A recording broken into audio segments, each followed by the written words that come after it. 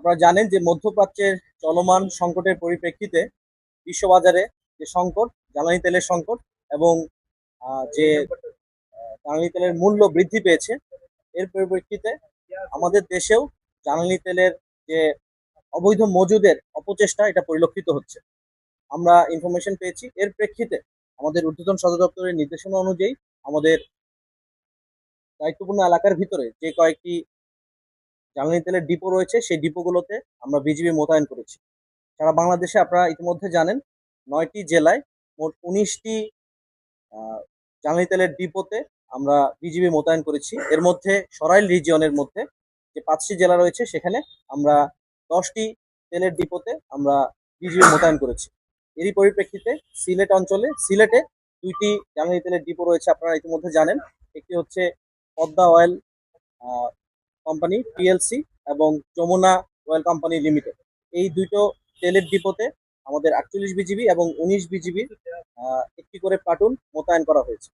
আমরা এখানে বিজিবি সদস্যরা অত্যন্ত পেশাদারিত্বের সাথে এবং আন্তরিকতার সাথে জ্বালানি তেলের যে নিরবিচ্ছিন্ন সরবরাহ এটা নিশ্চিত করছি। আমাদের এখানে 24/7 এখানে ডিউটি আছে অন্যান্য আইনশৃঙ্খলা বাহিনীর সাথেও, এবং এই ডিপো দুটোর যে প্রশাসনিক দায়িত্বে যারা আছেন এবং তাদের নিজস্ব নিরাপত্তা ব্যবস্থা যেগুলো রয়েছে তাদের সাথে আমরা সমন্বয় করে এখানে জ্বালানি তেলের যে সরবরাহ এটা নিশ্চিত করছি। এখানে আমরা তাদের সাথে সমন্বয়ের মাধ্যমে পূর্বে কি পরিমাণ জ্বালানি তেল সরবরাহ হতো, এখন অতিরিক্ত পরিমাণ জ্বালানি তেল কেউ সরবরাহ করে নিয়ে যাচ্ছে কিনা বা মজুত করছে কিনা সেই বিষয়টি আমরা খেয়াল রাখছি। পাশাপাশি আমাদের সীমান্তবর্তী এলাকাগুলোতেও আমরা জ্বালানি তেল যেন অবৈধভাবে পাচার না হয়ে যায় সেই যে বিষয়গুলো আমরা লক্ষ্য রাখছি।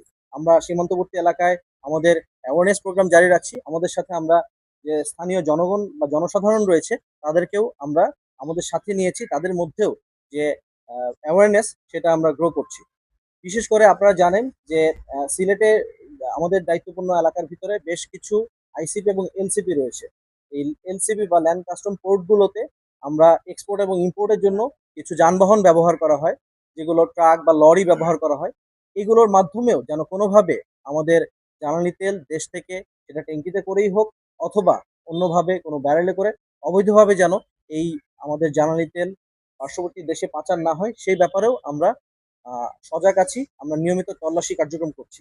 আমাদের সীমান্তবর্তী বিওপি গুলোতে আমরা টহল কার্যক্রম বৃদ্ধি করেছি, আমাদের গোয়েন্দা নজরদারি বৃদ্ধি হয়েছে এবং বেশ কিছু জায়গায় আমরা আমাদের চেক পয়েন্ট স্থাপন করেছি। এই চেকপোস্টগুলোর মাধ্যমে আমরা র্যান্ডম চেকিং করছি।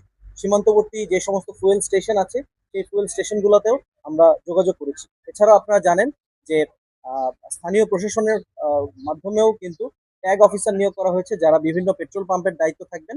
আমরা স্থানীয় প্রশাসনের সাথে জনগণের কাছে এই মেসেজটা পৌঁছে দিতে চাই যেন সবাই প্যানিক না হয়। অনেক সময় দেখা যায় প্যানিক হওয়ার জন্যই কিন্তু আমরা অতিরিক্ত জ্বালানি তেল এটা গ্রহণ করার চেষ্টা করি এবং সেই জন্যই কিন্তু একটা অতিরিক্ত মজুদের একটা প্রয়াস তৈরি হয় বা অপচেষ্টা তৈরি হয়। তো আমরা এই অতিরিক্ত মজুদের অপচেষ্টা তৈরি করব না।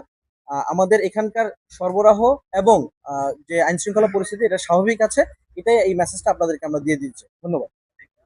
মার্চ থেকে আমরা ডিপ্লয়েড হয়েছি এবং এরপর থেকে আমরা এই ধরনের কোনো কার্যক্রম পরিলক্ষিত হয় নাই। যদি এর আগে হয়ে থাকে হয়তোবা যারা এই অপচেষ্টা করছিল তাদেরই হয়তো একটা প্রয়াস ছিল, বাট এটা এখন পর্যন্ত আমি বলতে পারি এই অপচেষ্টা বন্ধ হয়েছে এবং এটা কোনোভাবেই আমরা এটা অ্যালাউ করবো না। যদি হয়েও থাকে, বাট এটা হয়তো ইনিশিয়ালি শুরুর দিকে হয়ে থাকতে পারে, যার প্রেক্ষিতে কিন্তু আমাদের এই বিজিবি মোতায়েন এবং আমরা সতর্ক অবস্থানে রয়েছি।